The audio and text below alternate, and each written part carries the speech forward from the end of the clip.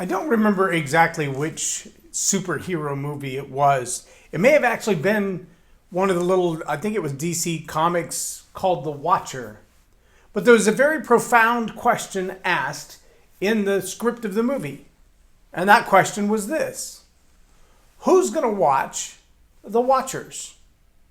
Who's going to watch The Watchers? See, our core value today that I want to talk about is accountability. Accountability. Because the truth is, regardless of the level of your leadership, we all answer to someone. Welcome to Leading Leaders Podcast. 5-minute videos, 5 days a week. I'm J Loren Norris with Leading Leaders Podcast. Yes, we all answer to someone. Even if you're the CEO, you have a board of directors. Even if you're the senior pastor, you have a group of elders. Even if you're the congressman, you have your state representatives and your state voters. Even if you're the president, you have the people and Congress and the other two branches of our government to answer to.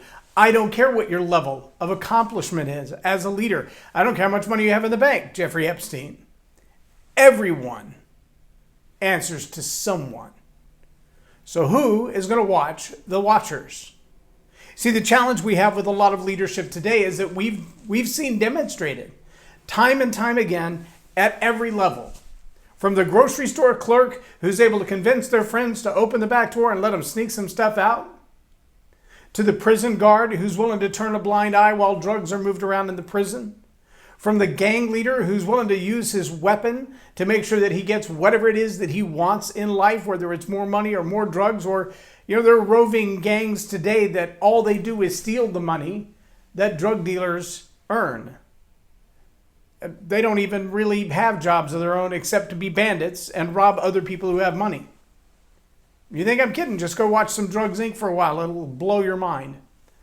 But the reality is, whether you're a street level thug or the highest office in the land, we all answer to somebody. Now, here in America, in the next 80 days, we will bring that to reality in this form of accountability we call voting. It's when we, as American citizens, step up to the plate and we check a box and say, I believe this person or that person will do a better job running this country in the direction that I want to see it run.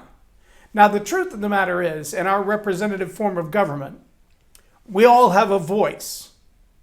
We have a voice that's balanced. It's not a true democracy, because a true democracy would just mean that every single vote counts, but they're not weighted against higher populations versus lower populations. So our founding fathers over 200 years ago decided that just in case you're talking about the 13 colonies versus all that land out west where there's like one person for every 500 miles, we want to make sure that everybody's vote counts so each state gets a certain amount of leverage regardless of how densely populated their state becomes.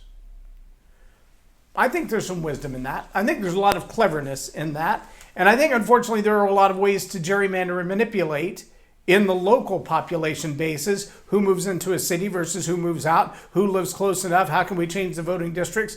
But see, those are really hard to keep accountable, because most of that kind of manipulation of the process is done by Congress behind closed doors, and the people don't really have any say in that.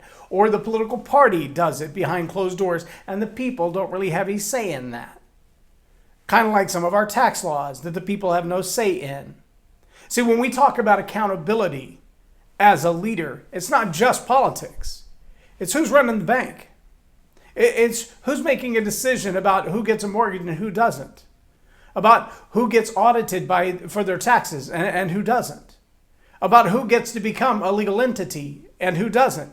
See, all of those are decisions of accountability. It's also about who gets hired, who gets promoted, who gets the next job, who doesn't get a job offer at all, who never even gets a reply to their resume. See, you would think that if some of those decisions are made at a lower level, they'll be made more fairly, but we all know that power corrupts. And honestly, it could just be an HR director who decides, or even an HR specialist who sees your resume and says, I'm going to go check this person out on social media. And they see one post they don't like, and as a result, they decide, well, I'm just not going to hire that person. They're never going to get an interview. And so accountability at that level doesn't really come into play. You just simply don't get the opportunity. When we talk about accountability, what we're talking about is knowing that you have integrity. It's another one of the core values that we talked about.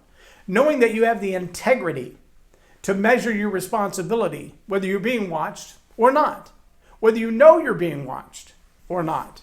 And that is a challenge. But accountability steps in for that time when you don't have the integrity to behave the same when you're being watched and when you're not. Yeah, accountability is that thing that says, I'm going to act like I'm being watched 24/7, even if I'm not. And accountability is that thing that says, I'm going to tell you the truth when you ask me. I'm going to be accountable for my decisions, for my behavior, and for the outcome that it causes for other people. We need to have a core value of accountability. We need to know that we should behave the same whether we're being watched or not. And we should always assume that we're being watched. We're always going to be held accountable for our actions. I'm J Loren Norris with Leading Leaders Podcast for Tell It Like It Is TV. Have a blessed day. Subscribe now for our extensive video library of leadership lessons promoting faith, family, and freedom.